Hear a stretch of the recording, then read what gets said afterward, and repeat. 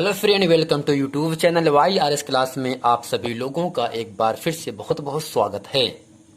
दोस्तों, आज हम पढ़ रहे हैं विज्ञान, यानी विज्ञान को 3 भागों में बांटा गया है। भौतिक विज्ञान, रसायन विज्ञान, तीसरा आपका है जीव विज्ञान।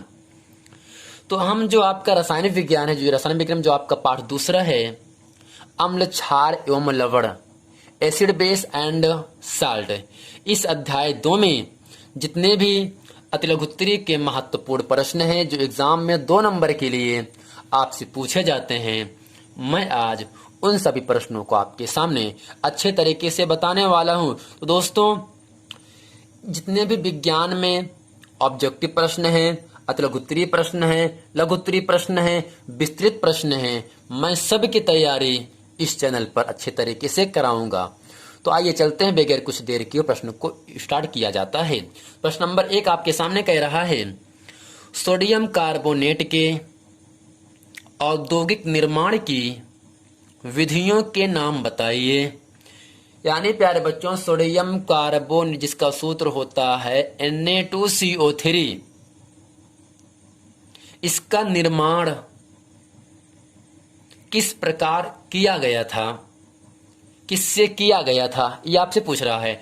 तो कुछ नहीं, इसके उत्तर में हम लिखेंगे सोडियम कार्बोनेट का औद्योगिक निर्माण ली ब्लॉक तथा अमोनिया सोडा विधि से किया जाता है। यानी दोस्तों, जो सोडियम कार्बोनेट बनता है वह ली ब्लॉक तथा अमोनिया सोडा विधि से किया जाता है।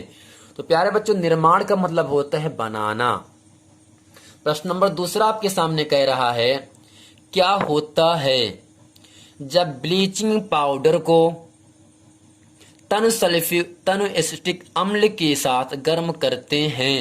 यानी दोस्तों, जब ब्लीचिंग पाउडर को, तनु का मतलब होता है पतला, सांद्र का मतलब होता है गाढ़ा, जब तनु एसिटिक अम्ल के साथ गर्म करते हैं तब क्या क्या बनता है। तो दोस्तों, हमें ये समझना चाहिए ब्लीचिंग पाउडर का सूत्र क्या होता है, तभी रिएक्शन को आप दर्शा पाओगे। तो सूत्र होता है CaOCl2, जिसका रासायनिक नाम होता है कैल्शियम ऑक्सीक्लोराइड। यानी जो CaOCl2 होता है, इसका रासायनिक नाम होता है कैल्शियम ऑक्सीक्लोराइड, जबकि साधारण नाम होता है ब्लीचिंग पाउडर। यानी जब ब्लीचिंग पाउडर की क्रिया तनु सल्फ्यूरिक अम्ल से साथ कराया जाता है तब क्या बनता है। तो दोस्तों, कैल्शियम प्लस है, SO4 माइनस है, यानी Ca प्लस SO4 माइनस जुड़ करके CaSO4 बन जाता है, जबकि H2 यहाँ से O यहाँ से मिलकर के H2O बन जाता है और Cl2 गैस अलग हो जाता है। यानी जब ब्लीचिंग पाउडर की क्रिया तनु सल्फ्यूरिक अम्ल के साथ कराया जाता है तब कैल्शियम सल्फेट जल और क्लोरीन गैस बाहर निकलती है। अब CaSO4 को हम कहते हैं कैल्शियम सल्फेट, H2O को जल कहते हैं, Cl2 को हम क्लोरीन गैस कहते हैं।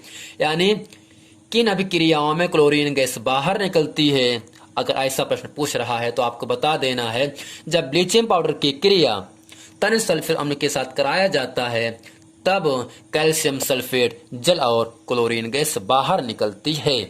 प्रश्न नंबर 3 आपके सामने कह रहा है, बेकिंग सोडा के 2 महत्वपूर्ण गुण लिखिए। यानी जो बेकिंग सोडा होता है, इसकी 2 विशेषता बताना है, इसकी 2 खासियत आपसे पूछ रहा है। तो इसके उत्तर में लिखेंगे नंबर 1 करके, बेकिंग सोडा एक सफेद ठोस पदार्थ है तथा यह वायु में अस्थायी होता है। यानी दोस्तों, जो बेकिंग सोडा होता है यह सफेद रंग का होता है और ठोस पदार्थ होता है तथा यह वायु में अस्थायी, यानी वायु में मिला रहता है। प्रश्न नंबर 2 है, बेकिंग सोडा जल में अल्प विलेय, यानी जो बेकिंग सोडा होता है वह पानी में बहुत ही कम मात्रा में घुल पाता है तथा इसका जलीय विलयन क्षारीय होता है। यानी दोस्तों, जो बेकिंग सोडा होता है वह जल में, वह पानी में कम मात्रा में घुल पाता है तथा इसका जो जलीय विलयन होता है वह आपका क्षारीय होता है। प्रश्न नंबर 4 आपके सामने कह रहा है विरंजक चूर्ण में सदैव क्लोरीन की गंध क्यों आती है। ये जो प्रश्न है हर एग्जाम में प्रश्न पूछा गया है। विरंजक चूर्ण में सदैव क्लोरीन की गंध क्यों आती है, तो इसके उत्तर में लिखेंगे हम विरंजक चूर्ण में सदैव क्लोरीन की गंध इसलिए आती है क्योंकि वायु में यानी ऑक्सीजन में, हवा में उपस्थित यानी मौजूद कार्बन डाइऑक्साइड गैस इसे धीरे धीरे अपघटित करके क्लोरीन गैस उत्पन्न करती है। यानी दोस्तों विरंजक चूर्ण में सदैव क्लोरीन गैस आती है क्योंकि वायु में उपस्थित, इस पूरे वायुमंडल में उपस्थित कार्बन डाइऑक्साइड गैस धीरे धीरे अपघटित करके यानी इसे तोड़ करके क्लोरीन गैस उत्पन्न करती है। प्रश्न नंबर 5 आपके सामने कह रहा है बेकिंग पाउडर के 2 घटकों के नाम बताइए। यानी जब बेकिंग पाउडर बनता है वह किन किन पदार्थों से मिलकर बनता है, ये आपसे पूछ रहा है। घटक का मतलब होता है कितने कितने अवयवों से मिलकर वह बनता है। तो इसके उत्तर में लिखेंगे हम सोडियम बाइकार्बोनेट। दूसरा है अम्ल, जैसे टार्टरिक अम्ल अथवा सिट्रिक अम्ल। यानी दोस्तों जो बेकिंग पाउडर होता है वह सोडियम बाइकार्बोनेट, टार्टरिक अम्ल और सिट्रिक अम्लों के प्रयोग से बेकिंग पाउडर बनता है। प्रश्न नंबर 6 है वॉशिंग सोडा के निर्माण में प्रयुक्त कच्चे पदार्थों के नाम बताइए। तो इसके उत्तर में लिखेंगे सोडियम क्लोराइड जिसका सूत्र होता है NaCl, अमोनिया जिसका सूत्र होता है NH3 तथा कार्बन डाइऑक्साइड जिसका सूत्र होता है CO2। यानी वॉशिंग सोडा के निर्माण में प्रयुक्त कच्चे पदार्थों के नाम क्या क्या हैं? सोडियम क्लोराइड है, अमोनिया है तथा कार्बन डाइऑक्साइड है। प्रश्न नंबर 7 आपके सामने कह रहा है वॉशिंग सोडा के जलीय विलयन का लिटमस पत्र पर क्या प्रभाव होगा। तो आपको बच्चों याद रखना है वॉशिंग सोडा के जलीय विलयन का लिटमस पत्र पर क्या प्रभाव पड़ता है। तो यह लाल लिटमस को नीला कर देता है। यानी जब वॉशिंग सोडा लिटमस पत्र पर गिराया जाता है तब वो लिटमस पत्र का रंग कैसा होता है? नीला हो जाता है। प्रश्न नंबर 8 आपके सामने रिएक्शन करना है यानी अभिक्रिया बताना। निम्नलिखित को पूर्ण कीजिए। पहला है Na2CO3 जिसे हम कहते हैं सोडियम कार्बोनेट। प्लस का सिंबल लगा डॉट डॉट, प्लस का सिंबल लगा डॉट डॉट। यानी सोडियम कार्बोनेट की क्रिया किन यौगिकों से कराने पर NaHCO3 जिसे हम कहते हैं सोडियम बाइकार्बोनेट। यानी सोडियम कार्बोनेट की क्रिया किन यौगिकों से कराने पर सोडियम बाइकार्बोनेट प्राप्त होता है। तो दोस्तों इसके उत्तर में लिखेंगे हम सोडियम कार्बोनेट की क्रिया जल और कार्बन डाइऑक्साइड से कराने पर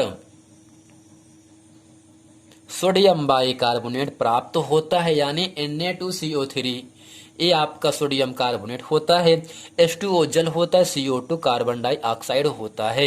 यानी जब सोडियम कार्बोनेट की क्रिया जल और कार्बन डाइऑक्साइड गैस से कराते हैं तब आपका सोडियम बाइकार्बोनेट बनता है जिसका सूत्र होता है NaHCO3 होता है। प्रश्न नंबर 2 है CaOCl2 किससे कराने पर यह कैल्शियम सल्फेट जल और निशान लगा है डॉट डॉट का, यहाँ पर क्या क्या बनेगा। तो दोस्तों आपको याद रखना है CaOCl2 को हम कहते हैं ब्लीचिंग पाउडर कहते हैं, जबकि इसका रासायनिक नाम होता है कैल्शियम ऑक्सीक्लोराइड। यानी जब कैल्शियम ऑक्साइड की क्रिया तनु एसिटिक अम्ल से कराते हैं तब कैल्शियम सल्फेट जल और कार्बन डाइऑक्साइड गैस बनता है। तो दोस्तों उम्मीद करते हैं यह पूरा प्रश्न वीडियो आप लोगों को बहुत अच्छे तरीके से समझ आ गया होगा। यदि ये वीडियो आप लोगों को समझ वीडियो को लाइक करें, कमेंट करें, शेयर करना ना भूलें। मिलते हैं नेक्स्ट वीडियो में, तब तक के लिए थैंक यू।